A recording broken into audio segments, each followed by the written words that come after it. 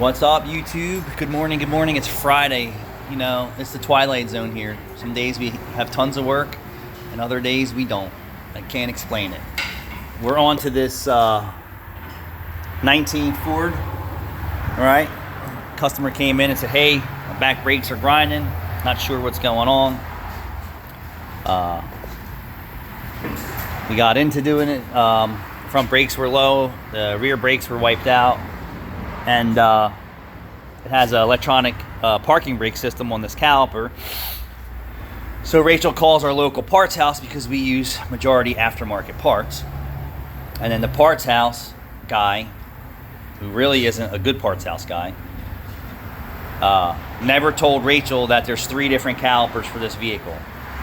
And it goes by what size the bracket bolt threads are. So what does he do? He just sees what he has in stock, says that's your part, and sends it to you and sticks it right up your ass. On top of the parts being shitty in our business, and it's a whole full spectrum. And I just watched Ford MasterTech Mocha Loco go over another guy's time and chain job, and he chased it down to the VCT bolt. So on the VCT bolt actuator, not to get off subject, I'm just saying how the parts stuck. So the guy that he was helping out has done, you know, many time and chain jobs on Ford 5.4s. He uses Ford parts, so he says. And then he asked Mocha Loco, said, hey man, I need your help. So then he went into diagnosing it step by step by step. And then what happened is it's a banjo bolt. So oil flows through the bolt itself. And the OEM Ford factory one has knurls and then a washer. The one that the guy had in his kit, the knurls were so low and no washer. So that tells me it's very possible, because I'm a private dick, get it? Private dick, that guy used aftermarket parts. It's possible. It's not very common that Ford OEM stuff comes through the assembly line and it's jacked up, unless Ford sources those parts from somebody else. Not really sure. But the VCT bolt had knurls that were high on the bolt, like where my fingernail is, and then a washer. The bolt that the guy had in his VCT actuator, the knurls were all the way down and no washer. So that could have been a manufacturing strike defect. Who knows? But I would say if Mocha Loco never came across it, chances are somebody's not telling you the whole story there. I don't really know.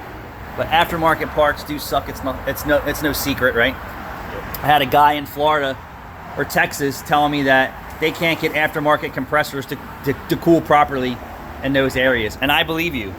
I believe it. Aftermarket is just such crap, but the cost of OEM is just so high. So sometimes you get one that works, sometimes you don't. At least in, you know, where we're at, and our climate, you know, environment is not unbearable when it's hot, but it's pretty hot.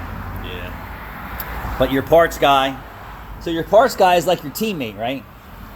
Like, hey, go out for that pass. They just fuck shit up a lot. And then they drop the ball every fucking time, right? And then this job should have been going and back. The customer should have been smiling and on his way. Yeah. But now it's sitting in the shop for a simple brake job because the parts house guy doesn't know how to do his job. Like Dylan took the caliper apart and said, hey man, something's way wrong here. And he was 100% right. Usually I'm not. And the parts guys completely suck, at least around here. And, you know, we spend a lot of money with them. You think they would improve the situation. All right, so we're going to get into the Jeep. We're going to actually get the right caliper for this today. I bet you if you called Ford that you had a better chance of getting it right the first time than the parts house. Probably. And that's not always true, because the Ford parts guys never tell you it's a la carte, right? Never. If he's a really good Ford experienced guy and's been around for a while, he may. And then we got a Toyota Tacoma with a rear end that's grinding that another shop did, that I need to look at it and see what they effed up. right, so let me get into it. Stay with us. Oh, and what else do we have today? It's a Twilight Zone, right? How many cars we get today? 1, 2, 3. 3 before 8 o'clock. Yeah. And then this one over here I don't know. was a walk-in for a catalytic, actually a phone call for a catalytic converter. Then a walk-in for discussion with Rachel. And then now he's here for the job, and then I'm evaluating it. I pull the oil dipstick out, crusty sludge on the dipstick, black oil, front end's a complete mess, rattling and banging. The wipers don't park.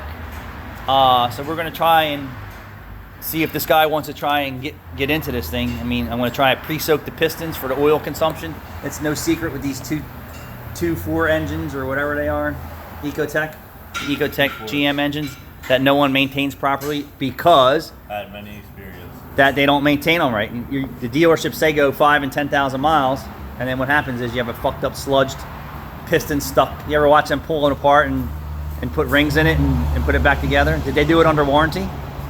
Not under warranty, right up your butt. Sad, isn't it?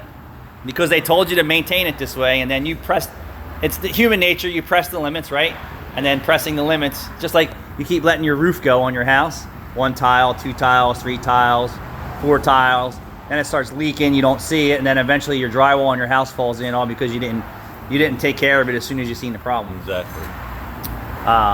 So we're gonna pre-soak the pistons on this from the top while we're doing the job. If he approves it, we're gonna do the PCV intake mod, and then we're gonna do an oil change with motor flush because the inside of his oil dipstick tube is nasty, and these oil analysis engineers can take that and stick it right up their ass. Oh, it's still good. It's dark and chunky, but it still lubricates. Get the fuck out of here.